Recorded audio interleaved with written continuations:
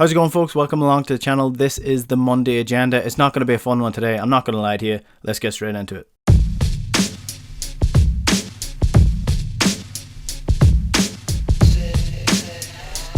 So on today's Monday agenda, I'm looking back at yesterday's Derby match. I'm looking ahead to Dominic McKay's first day on the job and what he needs to achieve.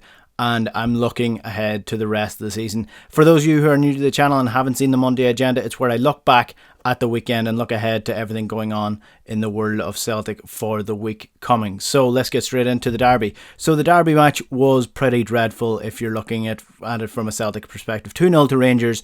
And I'm not going to lie to you, I was optimistic going into that game. I thought John Kennedy was starting to build something. I thought Celtic were playing up much better under him over the last couple of weeks. And there was a little bit of a cohesive game plan coming up and looking on the pitch. It looked like we were actually playing much, much better. Turned out I was completely wrong because 2-0 to Rangers in the Scottish Cup and Celtic just looked defeated. Once that goal went in, it was like energy sucked out of them. And it's not as if Celtic didn't have chances. Obviously, Moya Yunusi had a touch that took him into the next fucking field. Odsonne Edouard missed a penalty. We had chances to level up or even take the lead in that game, and you just couldn't take them. It was the same old problems. Started with the diamond with Brown and started with two fullbacks that just are absolutely useless. I mean, what else can you say, really? We've been spouting on about this every single week this season, that Brown does not work if the fullbacks are bombing on like they were yesterday, and it just doesn't work. I just don't understand how the managers can see that problem. Obviously, there was the debate of Diego Laxalt versus Greg Taylor. Laxalt got the nod. Laxalt was done for both the goals. And what can you say about that? I mean, I think, and I said this on my review yesterday with Jaco James, if you want to check that out, the fullbacks defined that game yesterday. Because if you look at Celtic's fullbacks versus Rangers fullbacks, it was night and day in comparison to their bravery going forward, their ability to beat a man with pace, the skill that they had. And then Celtic had Diego Laxalt, who is useless defensively, useless going forward, and John Joe Kenny, who doesn't have any pace to beat any man. And you just look at the first half. I beg you, go back and watch that first half. The amount of opportunities that John Joe Kenny had to take it past Barisic down the right, and he didn't have the pace to do it. He just couldn't do it. And again, these are players that were brought in on a panic loanee. Diego Laxalt was brought in at left back because we didn't have a replacement for Bali Bolingoli because obviously they had the COVID situation at the start of the season. And John Joe Kenny was brought in as a panic loanee because they sold Jeremy Frimpong in January with no replacement. This is a failure of the board. This is a failure of the management of the structure of this club, that we ended up in April playing with two loanees as our fullbacks against Rangers, who just aren't good enough for this club. And I'm going to touch on this later on in the video.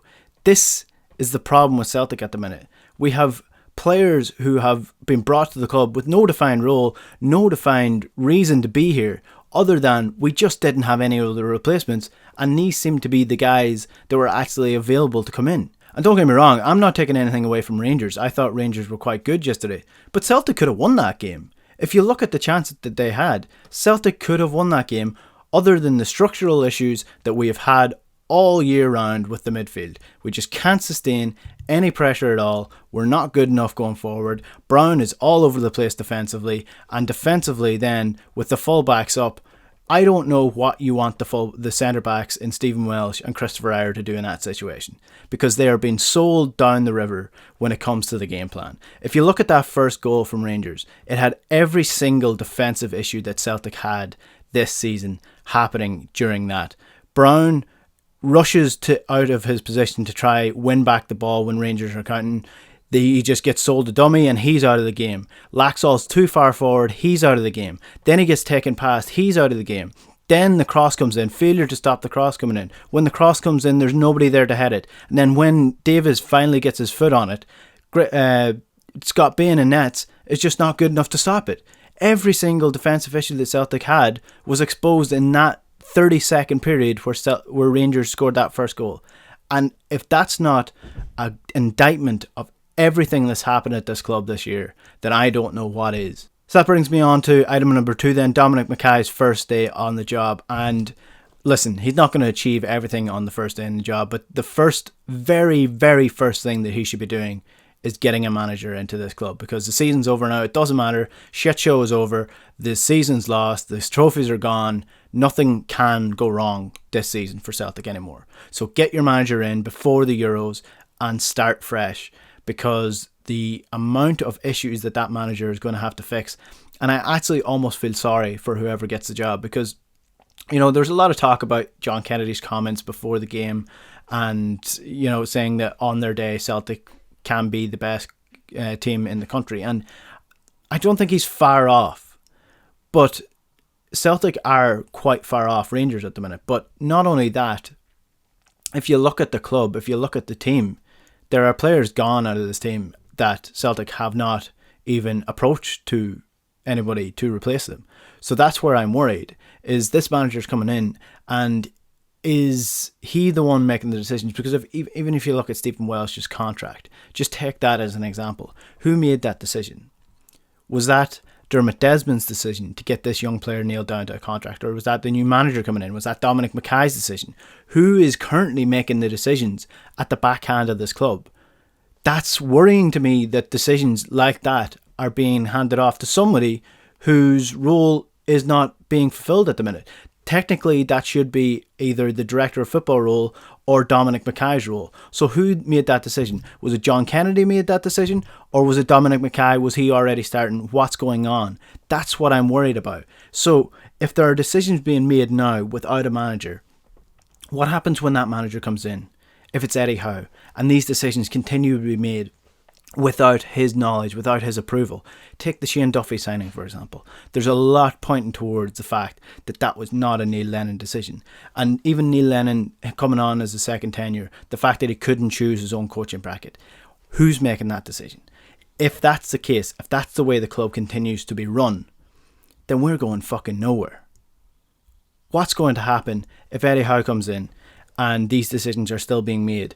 The problems still exist. It doesn't matter who's in charge. So Dominic McKay has to come in, clearly define what his role is, what decisions he's going to be making, get the manager in and make sure that manager knows his role, whether that's a director of football role where he's working under a director of football and there's a head scout and they're all making decisions together, or Eddie Howe comes in and he's making the decisions, because you can't have it both ways. You cannot have a system where there are upper echelons of the hierarchy of the club making decisions behind the manager's back without the manager's approval, forcing them upon him, and then almost forcing him to work with that, because it never works.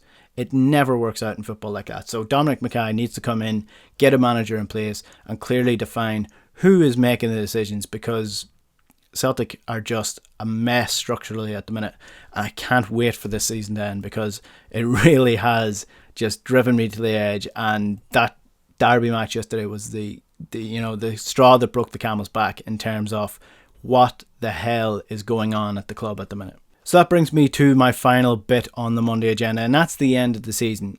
And I sort of tweeted about this earlier on yesterday when people were talking about Laxalt and the performance that he put in and how he shouldn't play for Celtic until the end of the season. And I agree totally. Laxalt should not play until the end of the season.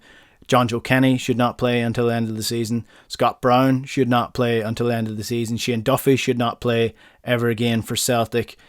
These players, Odsonne Edouard, out the door, put him on the bench. They should not play for Celtic for the rest of the season, because what is the point? What's the point in having these players who are not going to be at the club next year taking up spots and stopping room for development? Because you need this little transition period. You need, if Ralston's going to be at the club, is he going to be at the club? Get him into the team, see if he's good enough. That's why I was giving out about Luke O'Connell and Ewan Henderson being sent out and loan at this stage of the season. Because now that the season is over, then they should be getting their opportunity to show whether they are good enough to stay at this club for another year.